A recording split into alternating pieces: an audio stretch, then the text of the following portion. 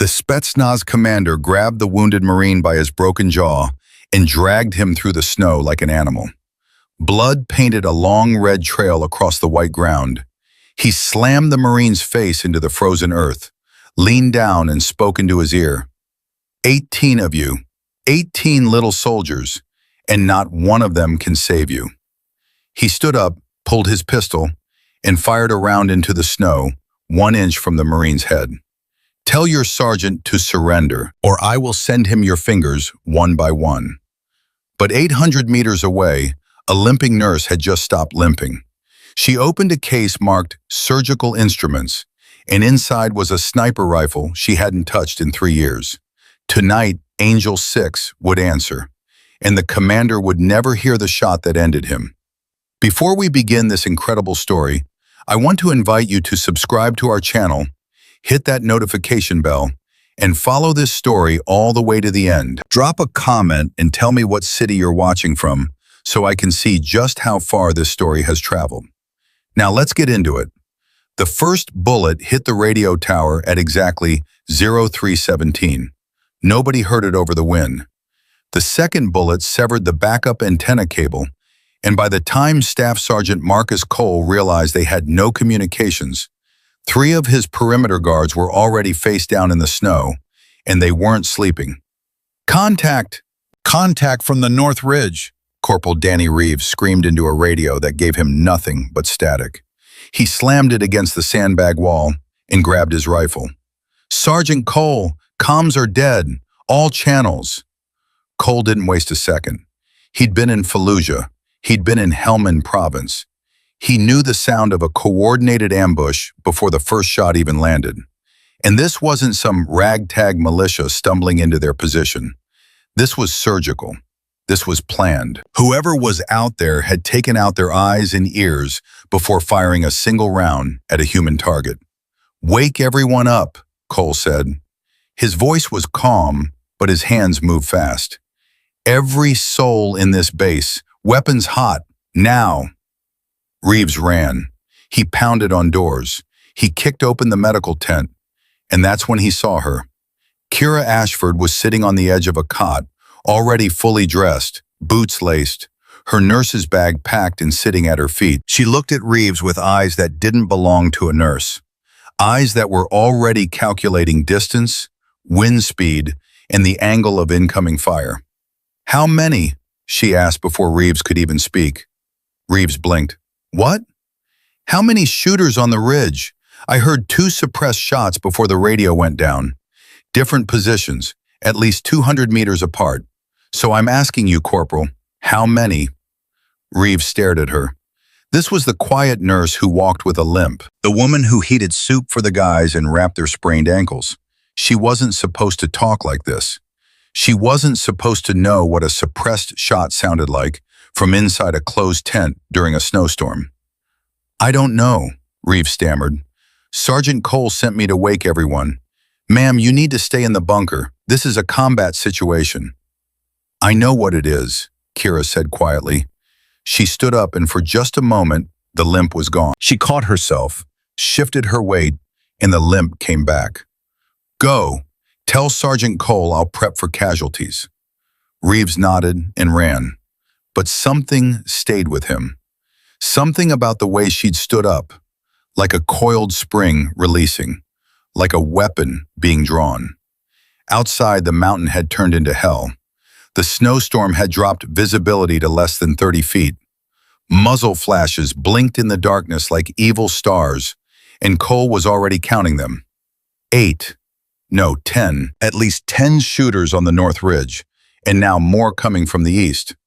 They're boxing us in, Private First Class Omar Jennings shouted from behind the concrete barrier.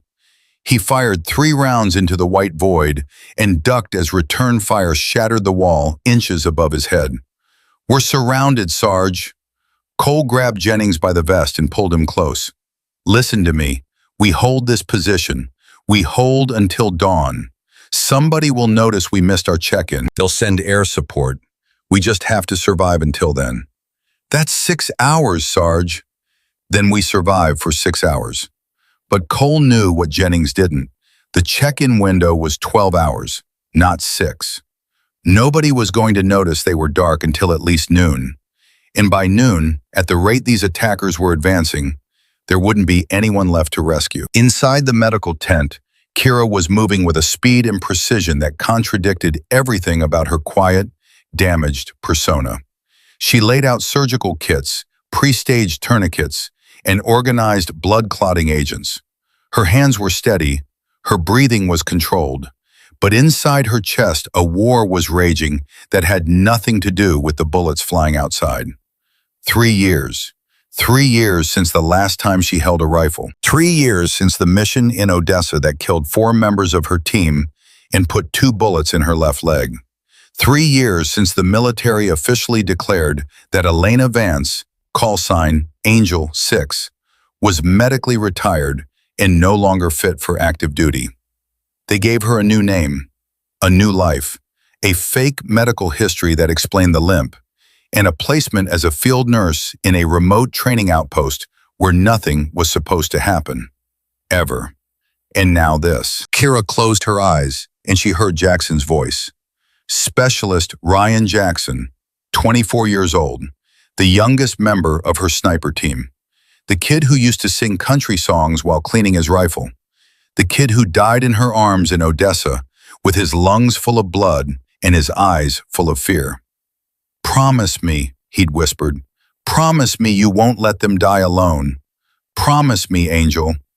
She'd promised, and then she'd buried that promise under 3 years of painkillers, physical therapy, and a carefully constructed lie. The first casualty came through the tent door at 0341. Private Torres, gunshot wound to the shoulder. He was screaming and thrashing, and Kira caught him, lowered him to the table, and had a pressure bandage on the wound before he finished his first full scream. "You're going to be fine," she said. Her voice was warm. Her hands were cold. The bullet went clean through. No bone fragments. "I need you to breathe." Torres grabbed her wrist. "There's so many of them. They're everywhere. They knew exactly where our positions were. This was set up. Someone told them we were here." Kira's blood went cold. A setup. Not just an ambush, an intelligence-driven operation. Someone had fed their location to the enemy. That meant this wasn't opportunistic. This was a targeted elimination. "Who's out there?" Kira asked, keeping her voice neutral. "Did anyone identify the attackers?" Torres shook his head. "Cole says they're using Russian pattern tactics. Leapfrog advances, coordinated suppressive fire. He thinks they're Spetsnaz." Spetsnaz, Russian Special Forces. The same unit that had ambushed her team in Odessa. The same unit that had killed Jackson. Kira's hands stopped moving. Just for 1 second. 1 single second, where Elena Vance clawed her way to the surface and looked through Kira Ashford's eyes at a world that had just caught fire. Then the nurse came back and she finished bandaging Torres, and she told him to rest. But something had cracked, something deep inside the wall she had built.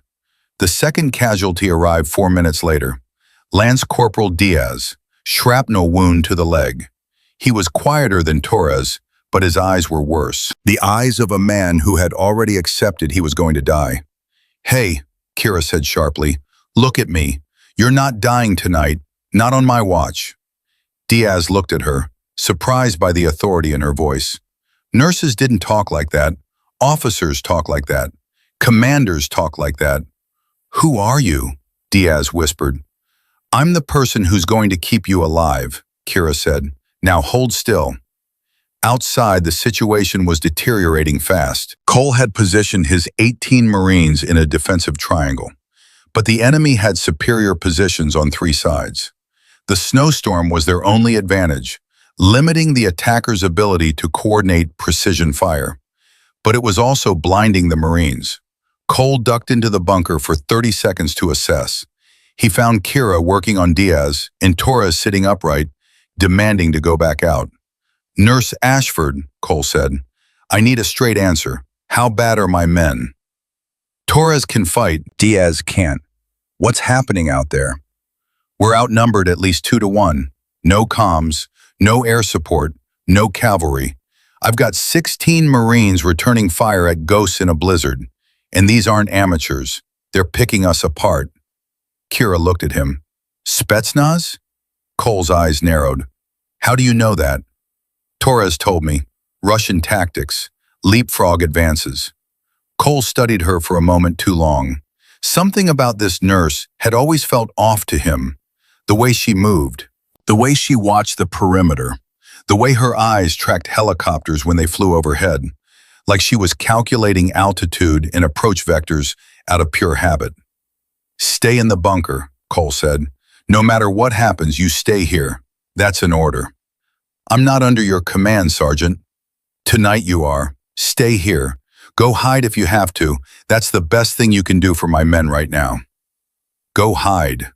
The words hit Kira like a slap. She watched Cole leave, and the door slammed behind him. And she was alone with 2 wounded Marines and the ghosts of every soldier she had ever failed to save. She sat down on an ammo crate and pressed her palms against her eyes. The pain in her left leg was real. The damage was real. 3 years ago, surgeons had rebuilt her femur with titanium rods and told her she would never run again, never kneel for a shot, never hold a steady prone position for the hours it took to execute a long-range kill. And they were right, mostly. What the surgeons didn't know, what no one knew, was that Elena Vance had spent every single night for 3 years doing rehabilitation exercises in secret. Not the exercises the physical therapist prescribed, her own program. One designed not for walking or living or healing, one designed for shooting. She couldn't run, she couldn't sprint, but she could lie perfectly still in a prone position for 11 hours straight. She tested it, in the basement of her apartment, with a broomstick instead of a rifle. She was broken, but she was still lethal. An explosion rocked the bunker. Dust fell from the ceiling. Torres fell off his cot. Diaz screamed. And from outside, Kira heard something that made the blood drain from her face. Man down! Man down! Corporal Reeves is hit.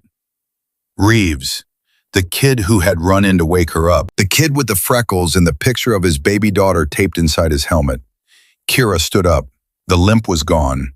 She didn't bother pretending anymore. She walked to the back of the bunker where the emergency supplies were stored. Behind the medical kits, behind the MREs, behind the water purification tablets, there was a long black case that nobody ever asked about because it was labeled Surgical Instruments, Sterile. She opened it. Inside was an M110 semi-automatic sniper system, cleaned, oiled, with a Leopold Mark IV scope that she had zeroed herself 6 months ago in the middle of the night when everyone else was sleeping. Beside it, 40 rounds of 7.62 NATO match-grade ammunition, and a white camouflage wrap that she had sewn from medical sheets. Torres watched from his cot with his mouth open. What the hell? Kira didn't answer. She assembled the weapon in 14 seconds. She loaded a magazine. She wrapped the white camo around the rifle and around her shoulders. Then she looked at Torres. If anyone asks, I went to get more bandages. Lady, that is not bandages. No, Elena Vance said. It's not. She pushed open the back door of the bunker, and the storm swallowed her whole. The cold hit her like a wall of knives. -22 degrees. Wind chill pushing it to -40. The snow was horizontal, driven by winds that screamed across the mountain like something alive and angry. She moved low. Her legs screamed with every step, but she had trained for this pain. She had rehearsed this exact scenario in her mind 1,000 times. The ridge behind the bunker, 400 meters of open ground, a cluster of rocks at the top that would give her a firing position overlooking the entire valley. Every step was agony. Her titanium-reinforced femur ached in the cold like someone was driving nails into the bone. Her breath came in short, controlled bursts. Fog on the exhale. Ice crystals forming on her eyelashes. The rifle across her back weighed 11 pounds, and tonight it felt like 100. Halfway up the ridge, she stopped. Not because of the pain, because she heard something. Voices, speaking Russian. She dropped flat into the snow and disappeared. The white camo turned her into nothing. A ghost. A drift of snow. Less than 50 feet away, two figures moved through the storm, their thermal optics glowing faintly green against the white chaos. They were heading toward the bunker, toward Torres and Diaz and the medical supplies and the back door she had just walked out of. Elena didn't think. 3 years of pretending didn't matter. 3 years of being Kira Ashford didn't matter. In that moment, in the snow, with Russian operators moving toward wounded Marines, there was only one person lying in that drift. Angel 6. She brought the rifle up. She settled the stock against her shoulder. She found the first target in her scope. The crosshairs drifted with the wind. She calculated the correction in her head the way other people calculate a tip at a restaurant. Automatic. Effortless. Written into her nervous system by 10,000 hours of training. She exhaled half a breath. Her finger touched the trigger. And in the space between one heartbeat and the next, she made her choice. The first shot dropped the lead operator at 47 meters, center mass. He folded like a puppet with its strings cut. The second operator spun, raising his weapon, searching the snow for a target that wasn't there. Elena cycled the bolt, adjusted 2 inches left, and fired again. The second man fell beside the first. Neither of them made a sound. Elena lay in the snow, perfectly still, and listened. The wind howled. The battle raged in the valley below. And on the ridge, 2 Russian Spetsnaz operators cooled rapidly in the snow, killed by a woman the world believed could barely walk. She pressed her face into the rifle stock and felt the cold metal against her cheek. And for the first time in 3 years, Elena Vance felt like herself. That terrified her more than anything on this mountain. But there was no time for fear. There was no time for anything except what came next. She could see the valley now. She could see the muzzle flashes from the enemy positions. She could see Cole's Marines pinned down and returning fire at shadows. She could count the enemy. 14. No, 16. 16 operators moving in coordinated fire teams, closing the ring around 18 Marines who were running out of ammunition and running out of time. 16 against 18 should have been a fair fight. But these weren't regular troops. These were the best Russia had. And the Marines were caught in a kill box with no comms and no support. Elena settled into her position. She pulled the white camo tighter. She slowed her breathing to 4 breaths per minute. She felt the mountain beneath her and the cold inside her and the scope before her. And she began to work. The third shot traveled 312 meters through a crosswind of 27 miles per hour and hit the enemy team leader in the base of his skull. He was dead before the sound reached his men. Nobody knew where it came from. Nobody could see her. In the snow, in the dark, in the screaming wind, Angel 6 was invisible. And she was just getting started. Cole heard the shot, different from the others, different caliber, different rhythm. He looked at Jennings. "That's not one of ours," Cole said. "It's not one of theirs either," Jennings replied. Cole scanned the ridge with his binoculars and saw nothing but white. But somewhere up there, someone was shooting. And whoever it was, they weren't missing. Another crack echoed across the valley. Another enemy position went silent. Then another.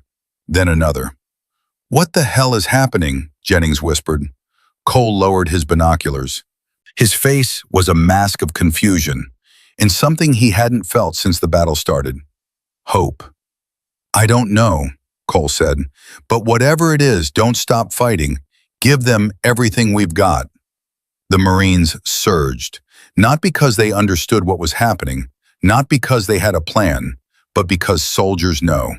They feel it in their bones when the tide begins to turn, when death takes a step backward, when something shifts in the invisible math of combat that suddenly, impossibly, puts the odds in their favor. And on the ridge above them, Elena Vance chambered another round and found her next target. Her cheek was numb. Her fingers were losing feeling. Her leg had gone from pain to a dull, dangerous nothing that meant the cold was winning. She didn't care. Jackson was beside her. Not really, not physically, but she could hear him. That stupid country song he always hummed, the one about going home, the one he never got to finish. "I promised you," she whispered into the wind. "I promised." She fired again, and another light went out in the valley below. The fifth shot left Elena's rifle at 0352, and she watched through the scope as a Spetsnaz radio operator's head snapped back and his body crumpled behind a rock formation 340 meters downhill. The radio he'd been speaking into tumbled from his dead hand and disappeared into a snowdrift. That was the enemy's second communications node. Elena had taken out the first one with her third shot. Now the Russian team was fighting with fractured command, just like the Marines. The difference was the Marines had someone watching over them. The Russians did not. Elena cycled the bolt and scanned for the next target. Her fingers were stiffening. The cold was eating through her gloves, through her skin, into the bones of her hands. She flexed them once, twice, forcing blood back into the joints. She had maybe 90 minutes before her fine motor skills degraded beyond the point of accurate shooting. Maybe less. The wind chill was brutal, and she was lying directly on frozen ground with nothing between her body and the mountain but a thin layer of medical sheets sewn into camouflage. Down in the valley, Cole was trying to make sense of what was happening.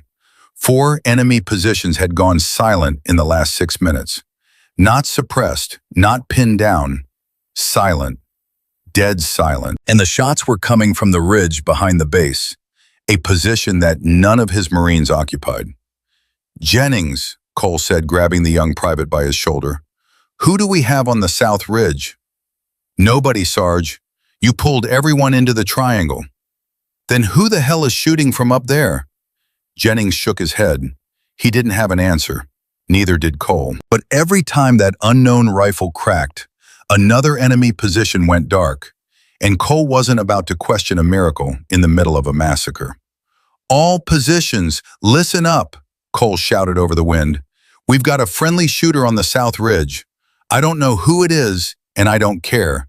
Use the openings. When an enemy position goes quiet, advance and secure it. Move." The Marines moved. Corporal Williams and his fire team pushed forward 30 meters to a collapsed supply shed and set up a crossfire position. Private First Class Jennings led 2 Marines to the eastern flank and began suppressing the remaining enemy positions from a new angle. For the first time since the attack began, the Marines were not just surviving, they were fighting back. At 0407, Elena spotted something that changed everything. Through her scope, magnified 10 times against the swirling snow, she saw him. A tall figure in white winter gear standing behind a cluster of boulders on the north ridge, roughly 600 meters from her position. He wasn't shooting. He wasn't moving to cover. He was standing perfectly still, holding a tablet-sized device, directing the other operators with hand signals. The commander. Elena recognized the posture. She recognized the calm authority. She recognized the way he held his body, like a man who had never once doubted that he would win. She had seen men like him before. In Odessa, one of them had killed Jackson. Her crosshairs found his chest. 600 meters. Wind from the northeast at approximately 30 miles per hour. Temperature -22. At this distance, in these conditions, the bullet would drop nearly 4 feet and drift almost 3 feet to the right. It was the kind of shot that most snipers wouldn't even attempt. The kind of shot that training manuals said was theoretically possible, but practically suicidal to rely on. Elena made the adjustments in her head. She dialed the elevation turret. She held off for wind. She exhaled until her lungs were nearly empty, and in that sacred space between heartbeats, she squeezed the trigger. The bullet traveled for almost a full second. Elena watched through the scope. The commander didn't move. He didn't flinch. He was giving a hand signal to his eastern team when the round arrived. It missed, by 3 inches. The bullet struck the boulder beside his head and sent rock fragments spraying across his face.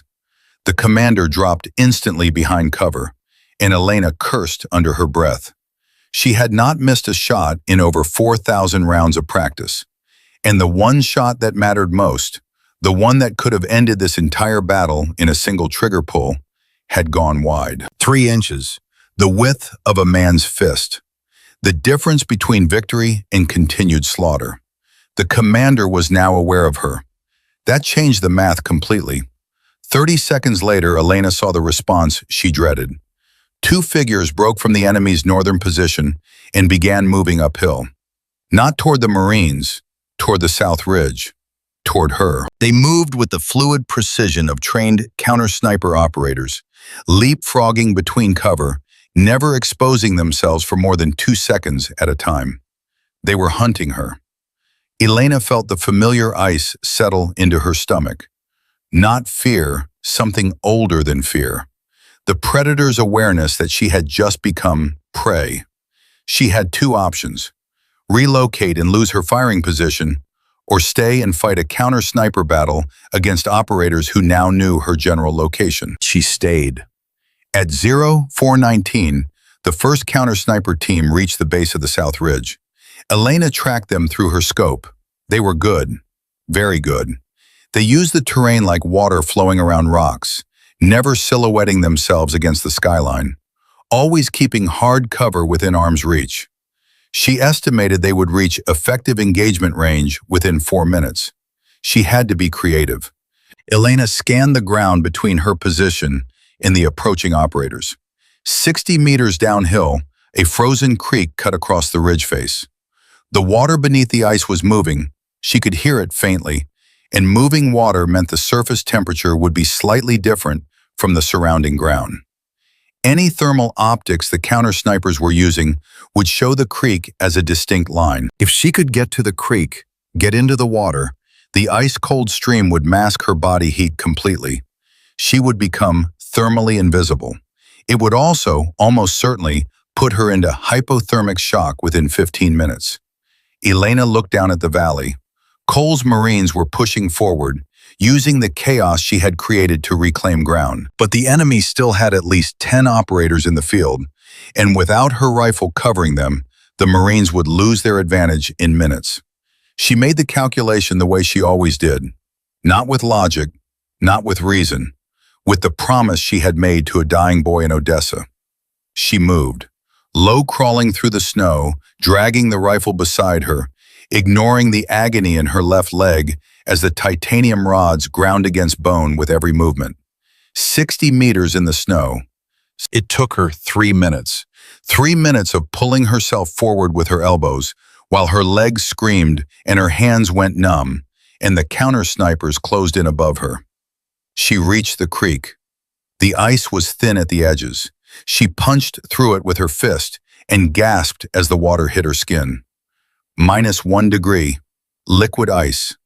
Her body convulsed involuntarily, every muscle contracting against the cold. She bit down on her glove to stop herself from screaming and lowered herself into the creek until only her face and the rifle barrel remained above the surface. The cold was beyond pain. It was beyond sensation. It was a white silence that filled her body and tried to shut down everything that made her human. Her vision blurred, her heartbeat slowed, her thoughts began to fragment, but her hands stayed on the rifle, and her eye stayed on the scope. The first counter-sniper appeared on the ridge above her at 0426. He was scanning with thermal optics, sweeping the area where Elena had been lying 60 seconds ago. He found her heat signature in the snow. The residual warmth of her body was still visible in the compressed snow where she had been prone. He signaled to his partner. They converged on the empty position. Elena watched them from the creek. 40 meters, no wind correction needed at this range. She could see the confusion in the lead operator's body language as he realized the sniper position was abandoned. He turned, scanning the ridge, and his thermal scope swept directly over Elena's position in the creek. Nothing. The creek water had swallowed her heat signature whole. She was invisible. The operator turned his back to her. It was the last mistake he ever made. Elena fired twice in rapid succession. The first round hit the lead operator between the shoulder blades. The second round caught his partner in the hip as he dove for cover, spinning him sideways. She fired a third time, and the partner stopped moving. 7 confirmed kills. Elena had been on the mountain for 33 minutes. She crawled out of the creek. Her body was shutting down. She could feel it in the way her thoughts were slowing, in the way her fingers refused to obey her commands, in the way the world was starting to blur at the edges. Hypothermia, stage 1, maybe stage 2. She had minutes before she lost the ability to shoot. She forced herself back up the ridge to her original position. The snow had already begun to cover the tracks of the dead counter-snipers. In an hour, there would be no evidence they had ever existed. At 0431, Cole noticed the counter-sniper fire had stopped. Whoever was on the South Ridge had just won a private war that none of the Marines even knew was happening. Cole looked at Jennings. "I need to know who's up there," Cole said. "Sarge, we can't spare anyone to check. We're barely holding the line as it is. Someone just saved our lives, multiple times. I want to know who." Torres appeared in the bunker doorway. His shoulder was bandaged, his face was pale, but he was holding his rifle with his good hand. "Sergeant Cole, I know who's up there." Cole turned. "Talk." The nurse, Ashford. She left the bunker 20 minutes ago with a sniper rifle. The silence that followed was louder than any gunshot on that mountain. Cole stared at Torres. Jennings stared at Torres. Even Diaz, lying on his cot with his leg wrapped, raised his head and stared. "Say that again," Cole said slowly. "She had a rifle case hidden in the medical supplies. She assembled it like she'd done it 1,000 times. Sarge, she's not a nurse. I don't know what she is, but she is not a nurse." Cole's mind raced. The way Ashford moved, the way she talked, the way she had known about the suppressed shots, the way she'd identified Spetsnaz tactics from inside a closed tent. Every strange moment, every odd detail, every nagging feeling he'd had about the quiet woman with the limp, it all crashed together in his head like a wave hitting a seawall. "Son of a gun," Cole whispered. At 0445, the Russian commander did something Elena didn't expect. He pulled his remaining forces back. Not a retreat, a regrouping. Through her scope, she watched 8 operators consolidate on the North Ridge, tightening their perimeter, establishing overlapping fields of fire. They were done trying to overwhelm the Marines. Now they were going to dig in and wait. Wait for what? Elena's answer came 3 minutes later when she heard it. Faint at first, then growing louder. The rhythmic chop of helicopter rotors cutting through the storm. But not from the south, where American air support would come from. From the north. The Russians had called for reinforcements. Elena felt something she hadn't felt since Odessa. Real, genuine, bone-deep fear. Not for herself, for the 18 Marines below her who had just started to believe they might survive this night. She keyed the emergency radio she'd taken from the bunker. She hadn't used it because all channels were dead. But she tried now, her frozen fingers fumbling with the dials, cycling through every frequency. Static, static, static. Then, on a frequency she shouldn't have known but did, a frequency used only by Joint Special Operations Command, she heard a voice. Any station, this is Warhammer Actual, broadcasting in the blind on emergency override. We have detected weapons fire in Grid Square Echo 79er. Any station, report status. Over. Elena pressed the transmit button. Her lips were blue. Her words came out broken and slurred from the cold. Warhammer Actual, this is Angel 6. I have 18 Marines under fire at Grid Echo 79er. Enemy force is Spetsnaz. Estimated 12 to 16 operators, with rotary wing reinforcements inbound from the north. Request immediate air support. How copy? The silence on the radio lasted 5 seconds. 5 seconds that felt like 5 years. Station calling Warhammer. Say again your call sign. Angel 6, Elena said. My call sign is Angel 6. Another silence. Longer this time. She could imagine the operator on the other end checking the database, finding the call sign, reading the file. Angel 6, Elena Vance. Status, medically retired. Location, classified. Clearance, still active.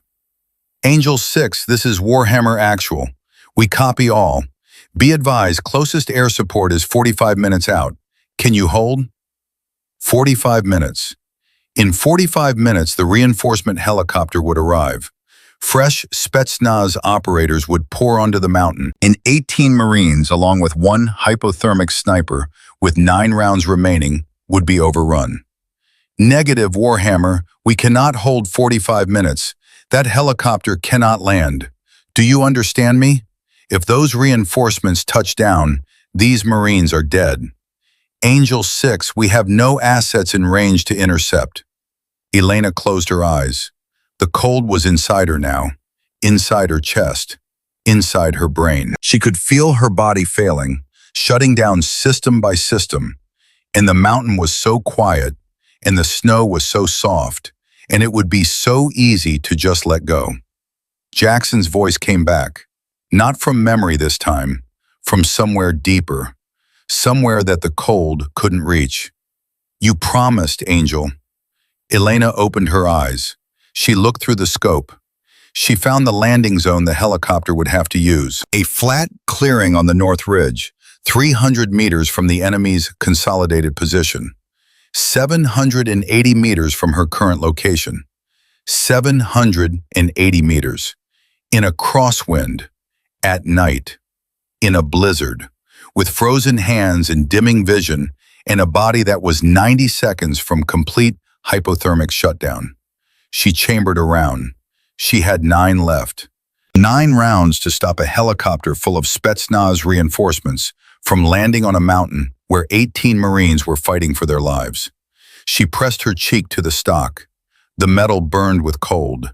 She didn't feel it anymore. Warhammer Actual, she said into the radio. Tell your air support to hurry. I'll buy you time, but I need you to do something for me. Go ahead, Angel 6. When this is over, when you find me up here, I need you to tell Sergeant Cole something. What's that? Elena's finger found the trigger. The helicopter's lights were visible now, cutting through the storm like the eyes of something hungry. Tell him the nurse says she's sorry she didn't stay in the bunker. She exhaled. She fired. And 780 meters away, the spotlight on the incoming helicopter exploded into darkness. The helicopter lurched sideways when the spotlight exploded. Elena watched through her scope as the pilot overcorrected, the aircraft tilting hard to the left before stabilizing. She had not hit the engine. She had not hit the rotor. She had hit the one thing that would cause confusion without bringing the bird down on top of the Marines below. But confusion was temporary. The pilot was good. He was already correcting, already adjusting, already bringing the helicopter back on approach toward the landing zone on the North Ridge. Elena chambered another round. 8 remaining. She aimed for the tail rotor, 780 meters. The tail rotor was spinning at over 4,000 revolutions per minute, and the target area was roughly 18 inches in diameter. Hitting it in perfect conditions would have been extraordinary.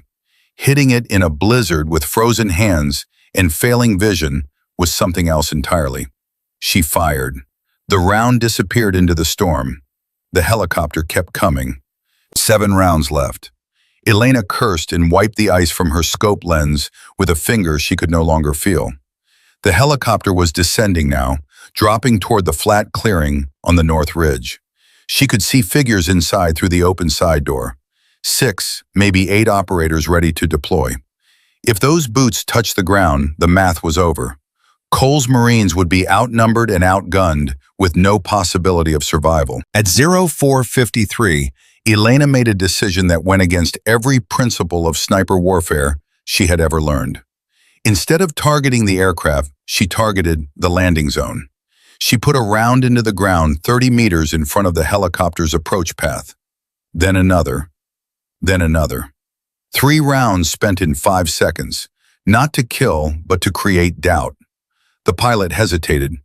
Elena could see it in the way the helicopter hovered, nose dipping slightly, the pilot processing the incoming fire and recalculating risk. Whoever was flying that bird was experienced enough to know that landing in a hot zone where a sniper had the range was a death sentence for everyone inside. The helicopter pulled up. It circled once, twice, then banked north and began orbiting at a distance of roughly a kilometer, waiting for the ground team to neutralize the sniper before attempting another approach. Elena collapsed against the frozen ground, 4 rounds remaining. She had bought time, but she had spent ammunition she couldn't afford to lose. And the Russian commander, the man she had missed at 600 meters, now knew exactly what she was doing. She wasn't just protecting the Marines, she was denying him his reinforcements. And that made her the single most important target on the mountain. Down in the valley at 0457, Cole watched the helicopter pull back and felt a surge of something he couldn't name. Not relief, not hope, something rawer, something that tasted like rage and gratitude mixed together. That crazy woman just turned back a helicopter with a bolt-action rifle, Jennings said. His voice was shaking. Not from fear, from awe. Cole grabbed Torres. Tell me everything. Everything she said. Everything she did. Every detail. Torres talked fast. The hidden rifle case. The 14-second assembly. The white camouflage. The way her limp disappeared. The look in her eyes when she picked up the weapon. Like a woman remembering who she was after years of pretending to be someone else. She said if anyone asks, she went to get more bandages. Torres finished. Cole turned to Jennings. You ever hear the call sign, Angel 6? Jennings frowned. It rings a bell. Maybe something from a briefing? Some kind of ghost story the older guys used to tell. It's not a ghost story, Diaz said from his cot. Everyone turned. Diaz was sitting up, his wounded leg propped on a rolled blanket, his face gray with pain, but his eyes sharp. Angel 6 was real. I had a buddy in JSOC who told me about her. Female sniper attached to a special operations unit. She operated in Eastern Europe, Russia's backyard. Highest confirmed kill count of any female shooter in NATO history. They said she could hit a target at over 1,000 meters in conditions that would make most snipers pack up and go home. The bunker went quiet. Wind screamed outside. Gunfire crackled in sporadic bursts as the remaining enemy operators probed the Marine perimeter. What happened to her? Cole asked. Officially, medical retirement after a mission in Odessa went bad. 4 of her teammates were killed. She took 2 rounds in the leg. The military said she was done. Diaz paused. Unofficially, nobody believed she was really gone. The guys in JSOC used to say Angel 6 didn't retire. She just went to sleep. And God help whoever woke her up. Cole looked at the bunker door. Beyond it, somewhere on the south ridge, a woman he had ordered to go hide was single-handedly holding back a Spetsnaz assault force with a rifle and a promise. I told her to hide, Cole said quietly. I told her to go hide in the bunker. Good thing she didn't listen, Torres said. At 0509, Elena's radio crackled. Angel 6, Warhammer Actual. Air support is now 31 minutes out. 2 Apache gunships en route your position. Confirm you can hold. Elena keyed the mic. Her speech was getting worse. The cold had invaded her jaw muscles, making every word a fight. Warhammer. The helicopter pulled back, but it's still orbiting. Enemy ground force has consolidated. 8 to 10 operators on the North Ridge. They know my position. They'll send another counter-sniper team, or they'll rush me. Either way, I have 4 rounds left and approximately 10 minutes of functional capacity before hypothermia takes me offline. Angel 6, can you relocate to the Marine position? Negative. If I leave this ridge, the helicopter lands. If the helicopter lands, the Marines die. I stay. Copy, Angel 6. 31 minutes, Elena released the transmit button and pressed her forehead against the frozen stock of her rifle. 31 minutes. She had told Warhammer she had 10 minutes of capacity. The truth was closer to 5. Her core temperature was dropping below the point where her body could sustain fine motor function. Her vision was narrowing. Her thoughts were becoming disconnected, fragmented, like pages torn from a book and scattered in the wind. She thought about Jackson, not the way he died, the way he lived, the way he laughed too loud and ate too fast and called everyone brother, regardless of rank. The way he used to say that being a soldier wasn't about killing. It was about making sure the people next to you got to go home. Almost done, brother, Elena whispered. Just a little longer. At 0514, the Russian commander made his move. Elena saw it through the scope and her blood, already cold, turned to ice. He wasn't sending a counter-sniper team. He wasn't rushing her position. He was doing something far worse. He was sending his remaining operators directly at the Marine base. All of them. A full frontal assault. 8 operators moving fast down the North Ridge in a wedge formation, laying down heavy suppressive fire as they advanced. He wasn't trying to kill Elena. He was forcing her to make a choice. Protect the Marines and reveal her exact position for the helicopter to target, or stay hidden and let the Marines be overrun. It was a brilliant tactical play. The kind of move that came from years of fighting the best soldiers in the world and learning how they thought. The commander had figured out Angel 6's weakness. She wouldn't sacrifice the Marines. She couldn't. And he was going to use that loyalty to destroy her. Elena shifted her rifle toward the advancing operators. 4 rounds, 8 targets. Even in perfect conditions, the math was impossible. She would have to make every shot count and pray that Cole's Marines could handle the rest. She found the lead operator in the wedge formation. 290 meters. Moving fast, zigzagging between cover. She tracked him for 3 seconds, anticipated his next move, and fired. The operator dropped. His partner stumbled over the body and hesitated for half a second. Elena cycled the bolt and fired again. 2 down. 2 rounds remaining. The remaining 6 operators scattered, diving for cover, but their momentum was broken. The wedge formation collapsed into individual fighters seeking protection from an enemy they couldn't see. And in that moment of disorganization, Cole's Marines opened fire with everything they had. Corporal Williams and his fire team caught 2 operators in a crossfire that lasted less than 4 seconds. Private Jennings, positioned on the eastern flank, dropped a third with a clean shot from 60 meters. The night erupted with concentrated Marine firepower that turned the enemy's assault into a killing field. At 0521, Elena watched through her scope as the remaining 3 operators broke and ran back toward the North Ridge. The assault had failed. 8 operators reduced to 3 in less than 7 minutes. Cole's Marines were screaming, not in fear but in fury, pouring fire into the retreating enemy with the desperate energy of men who had been given a second chance at life.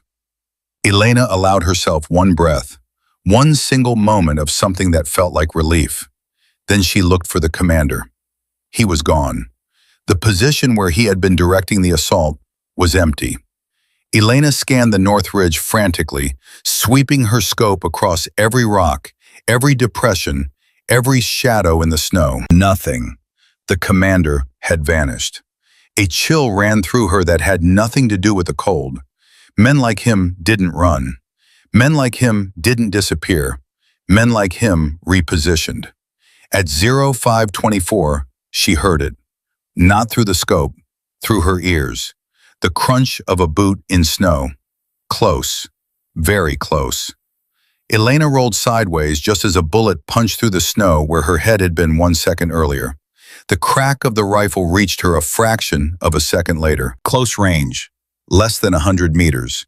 Someone had climbed the South Ridge from the western face, a route she hadn't been watching because the terrain was supposedly too steep. The commander. He had come for her personally. Elena scrambled behind a rock formation, dragging her rifle. Her left leg gave out completely, the cold and the strain finally overwhelming the titanium rods that held it together. She hit the ground hard and felt something shift inside her leg. A grinding, metallic sensation that sent a bolt of white-hot pain through her entire body. She screamed. She couldn't help it. The pain was beyond anything she had trained for. And in the silence that followed her scream, she heard his voice. Angel 6. The Russian accent was thick, but the English was clear. I know who you are. Odessa. 3 years ago, you killed 11 of my men. I have been waiting for this. Elena pressed her back against the rock and tried to control her breathing. Her leg was finished. She couldn't move. She couldn't run. She couldn't reposition. She was pinned behind a rock on a frozen ridge with 2 rounds in her rifle and a man who had been hunting her for 3 years closing in. My name is Colonel Viktor Petrov, the voice continued, closer now, moving to her left. I commanded the Odessa operation. You killed my brother that night, Sergeant Alexei Petrov. You shot him from 800 meters while he was treating a wounded man. Do you remember? Elena remembered. She remembered every kill, every face in the scope, every life she had taken. But she hadn't known the man treating the wounded was a Petrov. She hadn't known he had a brother who would spend 3 years planning revenge. This was never about the Marines, Elena whispered, and the realization hit her like a second bullet. You leaked our position. You set up this entire ambush, the Spetsnaz, the snowstorm, the jammed communications. This was about me. The Marines were bait, Petrov confirmed. His voice was moving, circling, flanking. I knew if soldiers were in danger, Angel 6 would not be able to stay hidden. You are predictable in your loyalty. It is your greatest weakness. Elena closed her eyes. 18 Marines, used as bait to draw out a single sniper. Cole, Jennings, Torres, Diaz, Reeves with the picture of his baby daughter. All of them put in harm's way because a Russian colonel wanted revenge for a brother who died in a war. Something changed inside Elena. The cold became irrelevant. The pain became irrelevant. The fear, the guilt, the 3 years of hiding and pretending and trying to be someone she wasn't. All of it burned away in a single instant of pure, clarifying rage. She had 2 rounds. He was somewhere to her left, maybe 40 meters, moving through the rocks. She couldn't see him. She couldn't move to a firing position. Her leg was destroyed. Her hands were barely functional. By every measure of tactical reality, she was a dead woman. But Elena Vance had never operated by the rules of tactical reality. She had operated by the rules of Angel 6. And Angel 6 had one rule that superseded all others. The mission is not over until the last threat is eliminated. She did something insane. She angled it around the edge of the rock, 3 inches in diameter, stainless steel. She angled it around the edge of the rock. Petrov was 37 meters away, moving between 2 boulders, his rifle sweeping the area ahead of him. He was looking for a sniper in a prone position. He was not looking for a crippled woman sitting behind a rock with a surgical mirror. Elena picked up the rifle with one hand. Her left hand was useless, the fingers locked into a frozen claw. She braced the weapon against the rock, aimed using the mirror to guide her angle, and waited. Petrov stepped into the open. 3 seconds of exposure as he moved between the boulders. Elena swung the rifle around the rock and fired from a seated position, one-handed at 37 meters. The round hit Petrov in the right shoulder. He spun and went down, his rifle clattering away across the frozen ground. But he wasn't dead. He was rolling, reaching for a sidearm with his left hand, and Elena knew she had exactly one chance. 1 round, 1 shot. A man on the ground, wounded but moving, reaching for a pistol at 37 meters while she sat with a destroyed leg in one functional hand. Petrov's fingers closed around the pistol grip. He swung it toward her. Their eyes met across the frozen ground. His were full of hate, Hers were full of something he did not expect. Calm. Elena fired her last round. It struck Viktor Petrov in the center of his forehead, and the back of his skull painted the snow behind him in a dark splash that the storm would cover within minutes. The mountain went quiet. The wind still screamed. The snow still fell. But the shooting had stopped. All of it, from every direction. The remaining 3 Russian operators, leaderless and broken, began retreating north into the storm. Elena sat behind the rock with an empty rifle across her lap and watched the snow fall. Her body was shutting down. She could feel it happening with clinical detachment, like watching a patient code on the table. Her core temperature was below 90 degrees. Her heartbeat was irregular. Her vision was tunneling to a narrow point of light surrounded by darkness. She keyed her radio one last time. Warhammer Actual, Angel 6, the commander is down. Enemy is retreating north. All 18 Marines are alive. She paused. Breathing was becoming difficult. Each breath felt like inhaling broken glass. I'm on the South Ridge. I can't move. I need medical evacuation. I don't think I have long. Angel 6, hold on. Apaches are 17 minutes out. We're dispatching a medevac now.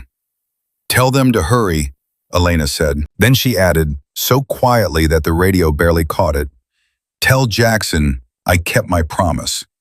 The radio hissed with static. Elena's hand fell from the transmit button. Her head dropped against the rock. The rifle slid from her lap into the snow. At 0539, Staff Sergeant Marcus Cole made a decision that violated every protocol he had ever been taught. He left the defensive perimeter. He left his Marines in Jennings' command, and he started climbing the South Ridge in the middle of a blizzard with nothing but a flashlight and a first aid kit. Sarge, you can't go up there alone, Jennings shouted after him. Watch me, Cole said without turning around. She didn't leave us. I'm not leaving her. He found her at 0551. She was sitting against a rock, covered in snow, her skin blue-white, her eyes half closed. An empty rifle lay beside her. 37 meters away, the body of a Russian colonel was already disappearing under fresh powder. Cole dropped to his knees beside her. He stripped off his jacket and wrapped it around her. He pulled her against his chest and felt how cold she was. Cold like stone. Cold like the mountain itself. Nurse Ashford, he said, stay with me.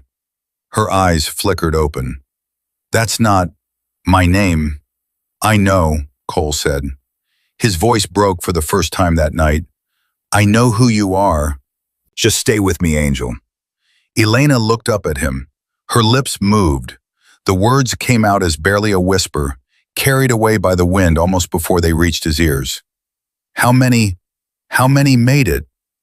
All of them, Cole said. He was crying now, tears freezing on his cheeks the moment they fell. All 18. Every single one. Because of you. Elena's eyes closed. The faintest shadow of a smile crossed her frozen lips. Good, she breathed. That's good. Her body went limp in Cole's arms. He held her tighter and screamed into the storm for help that was still 12 minutes away. And on the ridge, in the dark, surrounded by the bodies of the men she had killed and the silence of the men she had saved, Angel 6's heart slowed to 29 beats per minute, and the world began to go dark. Cole's screams disappeared into the wind and came back empty. He held Elena against his chest, rocking her like a child, feeling her heartbeat fade beneath his hands. Her skin was the color of ash. Her lips were blue-gray. Her breathing had dropped to shallow, irregular gasps that came further and further apart, like a clock winding down. Don't you do this, Cole said through gritted teeth. Don't you dare die on this mountain after what you just did. You hear me? That's an order. Elena didn't respond. Her body was limp, her head lolled against his shoulder.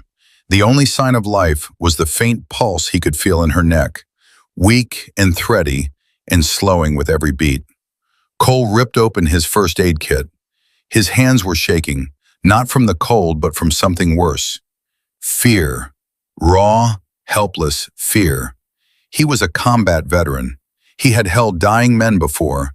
He had watched life leave a human body, and he had learned to keep functioning through the grief. But this was different. This woman had saved every Marine on this mountain, and now she was dying in his arms, and he had nothing, no tools, no training, no miracle that could stop what was happening to her. He pulled out a thermal blanket, the thin foil kind that never seemed to work in real emergencies, and wrapped it around her body over his jacket. He pulled her closer, pressing his body heat against hers, trying to force warmth into a system that had already begun to shut down. At 0554, her heart stopped. Cole felt it. The pulse under his fingers simply ceased. One moment it was there, faint and struggling, and the next it was gone, like someone had flipped a switch. No! Cole slammed his fist against her chest. Not a proper CPR compression. An act of desperation, an act of refusal. He tilted her head back, opened her airway, and began chest compressions. 30 compressions, 2 breaths. 30 compressions, 2 breaths. The rhythm of it was mechanical, brutal, his locked arms driving the heels of his palms into her sternum with a force that would have cracked the ribs of a healthier person. Come on, Angel, come on, come back. 30 compressions, 2 breaths. Her body rocked with each push, but nothing changed. No pulse, no breath, no sign that Elena Vance was still inside the frozen shell he was pounding on. At 0557, 3 minutes into CPR, Cole heard rotors. Not the Russian helicopter, different, faster, closer. The scream of American Apache engines cutting through the storm like the voice of God, arriving late, but arriving nonetheless. Up here, Cole screamed, though he knew they couldn't hear him. We're up here. He kept pumping. His arms burned, his shoulders ached. Sweat poured down his face and froze in his beard. He was losing her. He could feel it. With every compression that produced no response, the math got worse. At 0602, a second sound joined the Apaches. Heavier, slower. The deep, rhythmic thud of a Black Hawk medevac helicopter. Cole looked up and saw the navigation lights piercing through the snow, banking toward the South Ridge. Angel 6's position is on the South Ridge, a voice crackled on a radio Cole didn't have. But someone had heard. Someone had relayed. The Black Hawk was coming. Cole kept pumping. 4 minutes of CPR. No response. Medical science said that after 4 minutes without a heartbeat in severe hypothermia, brain damage was almost certain. But medical science also said that cold water drowning victims had been revived after 30 minutes or more because the cold itself could protect the brain.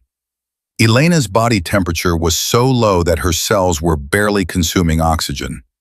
The cold that was killing her might also be the thing that saved her. At 0605, the Black Hawk touched down 40 meters from Cole's position.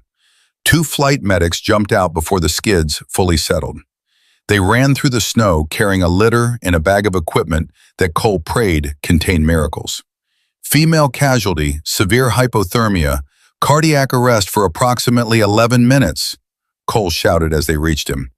I've been doing CPR since her heart stopped. The lead medic, a staff sergeant named Gutierrez, with 17 years of combat medical experience, dropped beside Elena and went to work. He cut away the thermal blanket and Cole's jacket.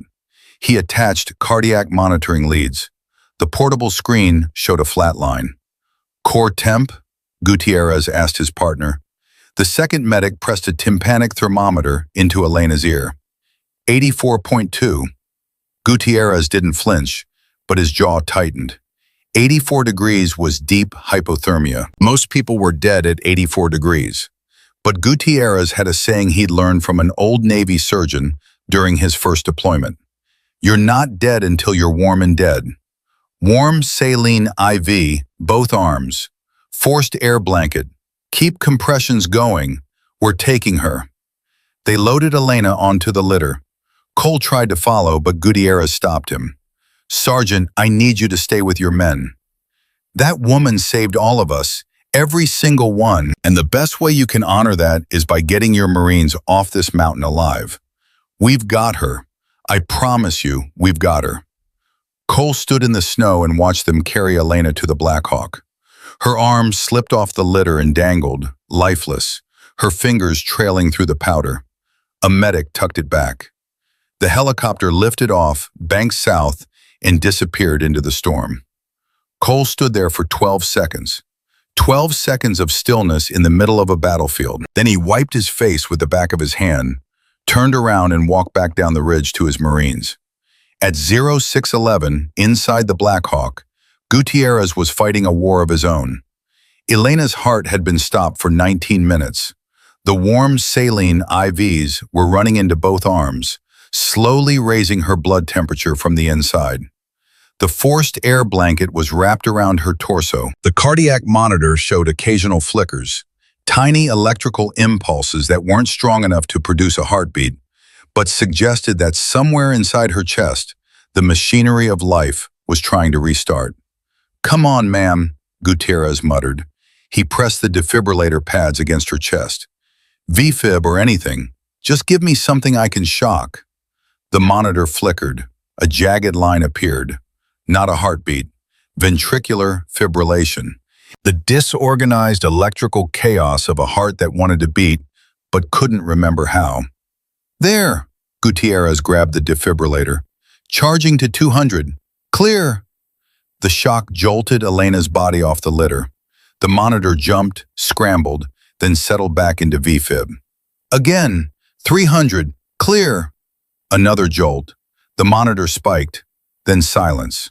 Flatline. Gutierrez's partner looked at him with the eyes of a man who had seen enough death to know when it was coming. "One more," Gutierrez said. "Epinephrine, 1 milligram. Push it now. Charging to 360. This is everything we've got." The epinephrine went in. The defibrillator charged to maximum. Gutierrez placed the pads and looked at Elena's face. Blue-white. Still. The face of a woman who had already left. "You don't get to die," Gutierrez told her. "Not after what you did tonight. Not like this." He pressed the button. 360 joules of electricity slammed through Elena's chest. Her body arched. The monitor screamed. And then, like an engine catching after being left in the cold too long, a rhythm appeared. Irregular. Weak. But present. A heartbeat. "We've got sinus rhythm," Gutierrez's partner shouted. 42 beats per minute. Weak, but it's there. She's back. Gutierrez let out a breath he'd been holding for 2 minutes. His hands were shaking. In 17 years of combat medicine, he had never revived a patient after 19 minutes of cardiac arrest. The cold had saved her. The cold that had nearly killed her had slowed her metabolism enough that her brain survived. She was alive. Barely. Impossibly. But alive. At 0638, the Black Hawk landed at the Forward Surgical Hospital at Bagram. Elena was rushed into the trauma bay, where a team of 6 was already waiting. Surgeon Major Patricia Hayes took one look at the patient and started giving orders. "I need active core rewarming, warm peritoneal lavage, heated humidified oxygen. Get her core temp up 2 degrees per hour, no faster. If we rewarm too quickly, we'll trigger cardiac arrest again." "Where's her chart?" "There is no chart," Gutierrez said. "She was listed as a field nurse at a remote training outpost. Name on file is Kira Ashford." "That's not her real name?" "No, ma'am. Her real name is classified. Her call sign is Angel 6. Hayes stopped. Her hand froze over the surgical tray. She turned and looked at Gutierrez with an expression he couldn't read. "Say that again." "Angel 6. She's a retired special operations sniper. She was embedded under a cover identity. Tonight she single-handedly engaged a Spetsnaz force, killed their commander, turned back a reinforcement helicopter, and saved 18 Marines. She's been in severe hypothermia for over an hour, in cardiac arrest for 19 minutes. Hayes looked down at Elena. This small, broken, blue-skinned woman on her table. The woman who looked like she weighed 120 pounds soaking wet. The woman with titanium rods in her left leg and frostbite on every exposed surface of her body. The woman whose heart had stopped for 19 minutes on a frozen mountain after killing 12 elite Russian operators. "Get me everything we have," Hayes said quietly. "Everything. She dies on someone else's table, not mine." At 07:15, while Elena lay unconscious in surgery, a phone rang in a windowless office in the Pentagon. Colonel James Harwick, JSOC Intelligence Division, answered on the second ring. "Harwick, sir, this is Major Chen at Warhammer Operations. We have a situation. Call sign Angel 6 went active tonight on a mountain in the Hindu Kush. She engaged Russian Spetsnaz forces, eliminated 12 hostiles, including the enemy commander, and prevented the massacre of 18 Marines." Harwick sat down slowly. "Angel 6 is retired. She's been in a cover identity for 3 years. Yes, sir, she broke cover. The Russian commander was Colonel Viktor Petrov. He orchestrated the entire attack as a targeted operation to draw her out. Sir, Petrov knew she was there. He knew her cover identity. He knew her location. He used the Marines as bait." Harwick's blood ran cold. "How did Petrov know where she was?" "That's what we need to find out, sir. Someone inside our system leaked her position. Someone with access to her classified file gave a Russian intelligence officer the location of a covert American asset. Is she alive?" "Barely. She's in surgery at Bagram. Severe hypothermia, cardiac arrest, multiple injuries. Doctors are giving her a coin flip chance." "And the Marines?" "All 18 survived." Harwick closed his eyes. He had been the one to authorize Elena's retirement. He had been the one to create the Kira Ashford identity. He had personally selected the remote training outpost because it was supposed to be the safest, most invisible posting in the entire military. And someone had burned it. Someone had handed her location to the enemy like a gift-wrapped target. "Lock down her file," Harwick said. "Every person who has accessed Angel 6's classified records in the last 6 months, I want their names on my desk in 1 hour. And Major, nobody talks about this. Nobody. Until we find the leak, Angel 6 doesn't officially exist." "Sir, the Marines on that mountain saw what she did. Staff Sergeant Cole has been asking questions. He knows her call sign." "Then contain it. Debrief the Marines under classification protocols. Nobody speaks about what happened on that mountain, not until we know who sold her out." Harwick hung up and sat in the dark for a long time. He had known Elena Vance for 8 years. He had recruited her. He had trained her. He had watched her become the most lethal sniper in the program's history. And he had watched her shatter after Odessa, held together by titanium and grief and a promise to a dead teammate. Now someone had tried to use that promise to kill her, and Harwick was going to find out who. At 08:45, Elena's core temperature reached 91 degrees. Her heart was beating on its own, 61 beats per minute, stable sinus rhythm. The frostbite on her hands and face was being treated. Her left leg, the one rebuilt with titanium 3 years ago, had suffered new damage. The stress of the night had shifted one of the rods. She would need surgery. She might never walk without a real limp again. The fake limp she had used as part of her cover might become permanent. Major Hayes finished the rewarming procedure and stepped out of the surgical bay. Gutierrez was waiting. "She's stable," Hayes said, "unconscious but stable. Core temp is coming up. No evidence of significant brain damage, which is frankly a medical miracle given the duration of her cardiac arrest." Hayes paused. "Sergeant Gutierrez, in 22 years of surgery, I have never seen a patient survive what this woman survived. The hypothermia should have killed her. The cardiac arrest should have killed her. The blood loss from the leg should have killed her. She's alive because she's either the toughest human being I've ever treated or because God himself decided it wasn't her time. Maybe both," Gutierrez said. At 1000 hours, Elena opened her eyes. Not all at once, in stages. First a flutter, then a slit of light, then the blurred white ceiling of a hospital bay, the beeping of monitors, the warmth of blankets, the distant murmur of voices. She tried to move her hands. They were bandaged. She tried to move her leg. It was immobilized. She tried to speak, but her throat was raw, scraped by an intubation tube that had since been removed. A face appeared above her. A nurse. A real one. "Welcome back," the nurse said softly. "You're at Bagram.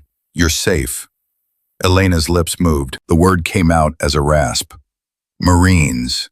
The Marines are fine. All 18. They're alive because of you." Elena closed her eyes, and tears slid down her cheeks, hot against skin that was still cold. She didn't make a sound. She just lay there and let the tears come. And for the first time in 3 years, she cried. Not for Jackson, not for Odessa, not for the woman she used to be. She cried because 18 men were going home to their families, and that was the only thing that had ever truly mattered. At 11:30, the door to her room opened, and a man in civilian clothes walked in. No uniform, no insignia, just a rumpled suit and tired eyes, and a face that Elena recognized even through the haze of medication and exhaustion. "Hello, Elena," Colonel Harwick said. "James." Her voice was barely a whisper. "How bad is it?" Harwick pulled a chair to her bedside and sat down heavily. "Your cover is blown. Petrov knew who you were. He knew where you were. That means Russian intelligence has your file. There's a mole." "Yes." "How high?" "I don't know yet, but whoever leaked your location had access to compartmented information that only a dozen people in the entire government can see. That narrows the field." Harwick leaned forward. "Elena, I need to ask you something, and I need you to think carefully. In the last 3 years, as Kira Ashford, did anyone at that outpost ever ask you questions that felt wrong? Anything about your background, your training, your past?" Elena stared at the ceiling.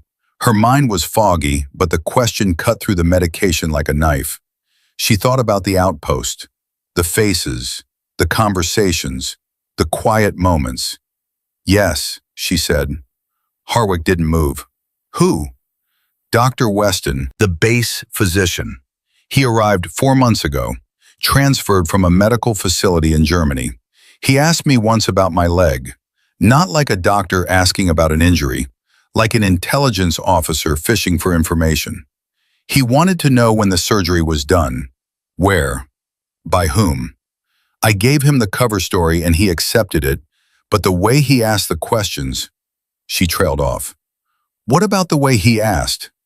"He already knew the answers. He was testing whether I would tell the truth." Harwick stood up. His face had changed. The tired, concerned mentor was gone. In his place was something harder, something dangerous. "I'm going to find him," Harwick said, "and I'm going to find everyone he's connected to. And when I do, they will answer for what happened on that mountain, for what happened to you, for what almost happened to those Marines." "James." Elena grabbed his wrist. Her grip was weak, but her eyes were fierce. "The Marines, Cole and his men, they need to be protected. If there's a mole in the system, whoever leaked my position could leak theirs. They're witnesses now. They know Angel 6 is real." "I know. I've already ordered their transfer to a secure facility. They'll be debriefed and protected until we neutralize the threat." Elena released his wrist and sank back into the pillow. The conversation had exhausted her. Every word was a battle against the fog in her brain and the pain in her body. But one more thing burned in her mind, and she couldn't let Harwick leave without saying it. "Viktor Petrov called it my weakness," she said. "My loyalty. He said I was predictable because I would always choose to protect my people over protecting myself." "He was right," Harwick said. "I know, and I do it again, every time. That's not a weakness, James. That's the only thing about me that was ever worth a damn." Harwick looked at her for a long moment. Then he nodded once and left the room without another word. And Elena lay alone in the hospital bed, listening to the beat of her own heart on the monitor. Proof that she was still alive. Proof that the mountain had not taken her. Proof that Angel 6 had kept her promise one more time. At 1200 hours, a secure phone rang at the Russian embassy in Islamabad. The voice on the other end delivered the news in clipped, emotionless Russian. Colonel Petrov was dead. The entire mountain operation was a failure. All 18 American Marines had survived, and Angel 6 was alive. The man who answered the phone listened in silence. Then he spoke 3 words that would change everything. Activate the backup. Activate the backup meant one thing in Russian intelligence circles, and Harwick knew it the moment his analysts intercepted the phrase 14 hours after the mountain battle. It meant there was a second operation, a contingency, a failsafe designed to finish what Petrov had started. And this time, the target wasn't just Elena. It was everyone who knew she existed. Harwick got the intercept at 0200 the following night. He was still in his Pentagon office, still running names, still tracing the digital fingerprints of every person who had accessed Elena's classified file. His secure phone buzzed and Major Chen's voice came through tight and controlled. "Sir, we intercepted a transmission from the Russian embassy in Islamabad to an unknown receiver inside Afghanistan. The phrase was, 'Activate the backup.' NSA flagged it as a priority kill chain indicator. Sir, we believe they're going to hit Bagram." Harwick was already on his feet. "The hospital?" "We think so. Angel 6 is a high-value target. If the Russians can't bury her on a mountain, they'll try to reach her in a hospital bed. And sir, there's something else." The transmission included a reference to an internal asset. The word they used was physician. "We think Dr. Weston isn't just a leak. We think he's an active operative." Harwick grabbed his coat. "Where is Weston right now?" "He was evacuated from the outpost with the remaining support staff. He's at Bagram. Sir, he's in the same facility as Angel 6. Harwick's blood turned to ice. The mole wasn't just in the system. The mole was in the building, walking the same halls, breathing the same air. 50 feet from a woman who couldn't walk, couldn't fight, and couldn't run. "Get me a security team to her room. Now. Armed. Nobody in or out without my authorization. And find Weston. Do not let him near her. Do you understand me, Major? Do not let that man anywhere near Elena Vance." At 0227, Elena woke to the sound of boots in the hallway. Not the soft rubber soles of nurses. Hard boots. Military boots. Moving fast. She heard voices, clipped and urgent. And then her door opened and 2 armed soldiers took positions on either side of her bed. "Ma'am, we've been ordered to secure your room," the first soldier said. "Colonel Harwick's orders. Please stay in bed." Elena's instincts fired despite the medication. "What's happening?" "We believe there may be an active threat inside the facility." Elena looked at the soldiers, young, alert, scared. She looked at the monitors attached to her body, the IV lines running into both arms, the immobilized leg that throbbed with every heartbeat. She was helpless. For the first time in her life, truly helpless. She couldn't reach for a rifle. She couldn't crawl to a firing position. She couldn't do anything except lie in a hospital bed and trust that someone else would protect her. The irony was so bitter she could taste it. At 0241, Dr. Marcus Weston walked through the east corridor of Bagram's medical facility carrying a black medical bag. He nodded to a nurse. He smiled at an orderly. He looked exactly like what his cover said he was, a dedicated military physician making late-night rounds. No one stopped him. No one questioned him. He had been at Bagram for 6 hours, and already the staff recognized his face. He turned the corner toward Elena's wing and stopped. 2 armed soldiers stood outside a room at the end of the corridor. They hadn't been there an hour ago. Weston's smile faded. He turned around, walked back the way he came, and ducked into an empty supply closet. He pulled a phone from his medical bag, a phone that did not belong to any American network, and typed a single message. Target is guarded. Require alternate approach. The response came in 9 seconds. Proceed with secondary protocol. You have 4 hours. Weston deleted the messages, destroyed the phone's SIM card, and flushed it down the supply closet drain. Then he opened his medical bag and looked at what was inside. Not medical instruments, a vial of potassium chloride, enough to stop a human heart in under 60 seconds. Undetectable in a patient already being treated for cardiac complications. They would think she had simply succumbed to her injuries. Another tragedy, another soldier who didn't make it home. He closed the bag and began thinking about how to get past 2 armed guards. At 03:15, Elena's room phone rang. One of the guards answered it. His face changed as he listened. He turned to his partner. Mass casualty event in the East Wing. IED attack on a convoy. They need every available body in trauma. The second guard shook his head. We don't leave this room. Colonel's orders. They're saying 30+ casualties incoming. Every soldier in the facility is being mobilized. Elena watched the exchange from her bed. Something was wrong. She could feel it the way she used to feel a counter-sniper's crosshairs on the back of her neck. A mass casualty event pulling security away from her room. It was too convenient, too perfectly timed. Don't go, Elena said. Both guards looked at her. It's a diversion. Someone is trying to pull you away from this door. Call it in. Verify the mass casualty report before you move. The first guard hesitated. The second one grabbed his radio. Command post. This is Security Detail Alpha 7. We're receiving reports of a mass casualty event in the East Wing. Can you confirm? Static. Then a voice. Alpha 7, negative. We have no reports of any mass casualty event. All incoming traffic is routine. Who gave you that information? The guards looked at each other. Then they looked at Elena. Tried to clear this room with a fake emergency call. That means they're inside this facility. That means they're close. And that means they're coming. Give me a weapon or get me out of this room. Those are your only 2 options.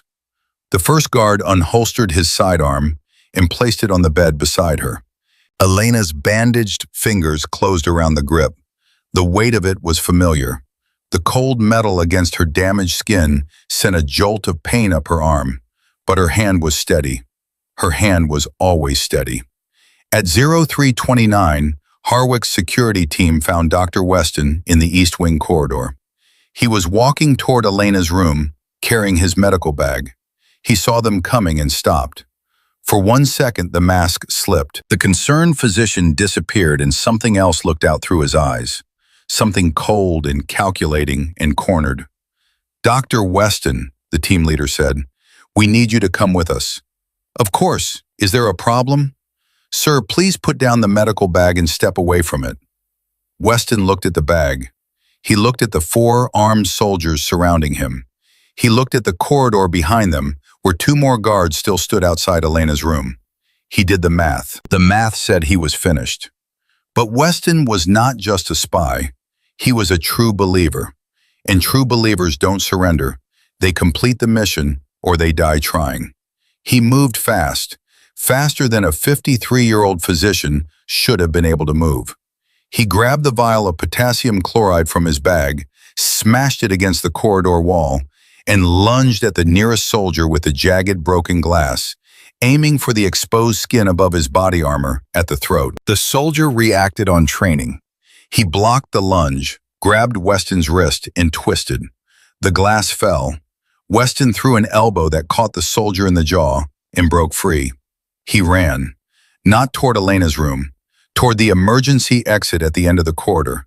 He made it 14 steps before the team leader's tackle brought him down. They hit the floor hard. Weston fought with a desperation that shocked the soldiers. He bit. He scratched. It took 3 soldiers to pin him. They 1, 2, 3. It took 3 soldiers to pin him. They zip-tied his hands behind his back and dragged him to his feet. His face was bloody. His eyes were wild.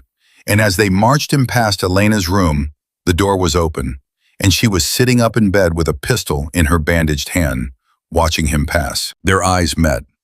Weston stopped struggling. He looked at Elena, at this woman he had been sent to kill, this broken, battered, half-frozen sniper who refused to die, and something crossed his face that might have been respect.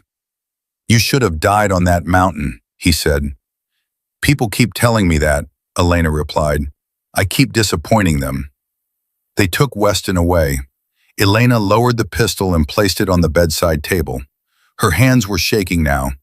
Not from cold, not from fear, from the adrenaline crash that follows a near-death experience when the body finally realizes what almost happened. At 0600, Harwick arrived at Bagram. He went straight to Elena's room. He found her sitting up, awake, the pistol still within arm's reach. She looked terrible. She looked alive. She looked like a woman who had been through 3 wars in 24 hours and was still waiting for someone to tell her the fight was over. "Weston talked," Harwick said without preamble. "He's been a Russian asset for 11 years, recruited while stationed in Germany. He gave them your file, your cover identity, your location. He helped Petrov plan the entire mountain operation. And he was supposed to be the cleanup. If Petrov failed, Weston was the backup plan. Potassium chloride, made to look like cardiac arrest. 11 years, Elena said. How many other operations did he compromise? We're still finding out. It's bad, Elena. He had access to things that could take years to assess. But right now, what matters is you. Your cover is gone. The Russians know Angel 6 is alive. They'll send someone else. Maybe not tomorrow, maybe not next month, but they'll try again. I know. You can't go back to being Kira Ashford. That identity is burned. We'll need to create a new cover, new name, new location, new life. Again. Elena looked at the window. Dawn was coming. She couldn't see it. The blinds were closed, but she could feel it in the way the air changed, the way the sounds of the facility shifted from the quiet tension of night to the purposeful noise of morning. No, she said. Harwick frowned. No? No more covers, no more fake names, no more hiding. I've been running for 3 years, James. I've been pretending to be someone I'm not, and last night proved that it doesn't work. They found me anyway. They'll always find me, and the next time they do, I don't want to be lying in a hospital bed, waiting for someone to slip poison into my IV. What are you saying? I'm saying I'm done hiding. I'm saying Angel 6 doesn't retire. She never did. You knew that. I knew that. Petrov knew it, and he's dead because of it. Elena looked at Harwick with eyes that had changed. The haunted, guilty, broken eyes of Kira Ashford were gone. In their place were the clear, steady, unblinking eyes of Elena Vance. I want back in. Full operational status. Give me a team. Give me a mission. Let me do what I was born to do. Your leg. My leg was destroyed 3 years ago, and I still killed 12 Spetsnaz operators on a frozen mountain with 40 rounds in a medical bag. My leg is not the issue, James. It never was. Harwick studied her for a long time. He saw the scars, the bandages, the frostbite damage on her cheeks and nose, the IV lines in the cardiac monitor, and the immobilized leg that might never fully heal. He saw all of it. And behind all of it, he saw the woman he had recruited 8 years ago. The woman who could shoot the wings off a fly at 800 meters. The woman who had never, not once, failed to bring her people home. I'll make some calls, Harwick said. At 0900, Staff Sergeant Marcus Cole walked into Elena's hospital room. He had been debriefed. He had signed classification documents. He had been told in very clear terms that the events on the mountain were classified at the highest level and that he was never to speak of them publicly. He didn't care about any of that. He cared about the woman in the bed. Sergeant Cole, Elena said. She almost smiled. Almost. Cole pulled up a chair and sat down. He didn't speak for a long moment. He just looked at her. The nurse with the limp who heated soup for his Marines. The ghost who killed 12 men in a blizzard. The woman who died on a frozen ridge and came back because the universe wasn't done with her yet. I have questions, Cole said. I know. I'm not supposed to ask them. Ask anyway, Cole leaned forward. Why? You were out. You were safe. Nobody would have known if you'd stayed in that bunker. You could have hidden and survived and kept your cover and gone back to your quiet life. Why did you pick up that rifle? Elena thought about the question for a long time. She thought about Jackson. She thought about the promise. She thought about the sound of Reeves screaming, "Man down!" and the way that sound had cracked something open inside her that 3 years of hiding had tried to seal shut. Because I could hear your Marines dying, she said, and I had a rifle, and I knew how to use it, and doing nothing would have been the same as pulling the trigger myself. She paused. I made a promise once, to a friend who didn't make it home, that I would never let soldiers die alone if I had the power to stop it. Last night, I had the power. Cole nodded slowly. 12 confirmed kills, in a blizzard, with a bolt-action rifle, at distances up to 780 meters, with a destroyed leg and frozen hands. He shook his head. Ma'am, I've been a Marine for 14 years. I've served with the best operators on the planet. What you did on that mountain is the single greatest act of individual combat I have ever witnessed or heard of in my entire career. I was just keeping a promise, Sergeant. No, you were saving our lives, and I will spend the rest of mine making sure that counts for something. Cole stood up. He reached into his pocket and pulled out something small. He placed it on her bedside table. It was the picture from inside Reeves' helmet, the photo of his baby daughter. On the back, in shaky handwriting, Reeves had written, "Her name is Grace. She exists because of you. Thank you, Angel." Elena picked up the photo. Her bandaged fingers trembled. She looked at the tiny face, the round cheeks, the bright eyes of a child who would grow up with a father because a crippled woman on a frozen mountain refused to stay hidden. She pressed the photo against her chest and closed her eyes. At 10:00, Harwick made his calls. At 1400, orders were signed. At 1800, Elena was transferred from Bagram to a classified rehabilitation facility in Virginia, where the best surgeons in the military would rebuild her leg for the second time, and the best trainers in special operations would prepare her for a return to active duty. At 2100, as the transport plane carried her over the Atlantic, Elena sat in the dim cargo bay with Reeves' photo in her pocket, and Jackson's voice in her memory, and the steady, unshakable knowledge that she was done running. The world thought Angel 6 was a ghost, a legend, a story told in hushed voices by operators who had heard it secondhand from men who had heard it thirdhand from someone who claimed to have been there. No one was supposed to know she was real. No one was supposed to know her name, or her face, or her story. But 18 Marines knew. They knew because they were alive. They knew because on the worst night of their lives, when death was certain and hope was gone, a limping nurse with a hidden rifle had walked into a blizzard and fought a one-woman war against impossible odds, and won. And in the years that followed, when those Marines grew old and their grandchildren asked them about the war, they would lean close and lower their voices and say, "Let me tell you about the nurse. Let me tell you about the night we were told to hide and she picked up a rifle instead.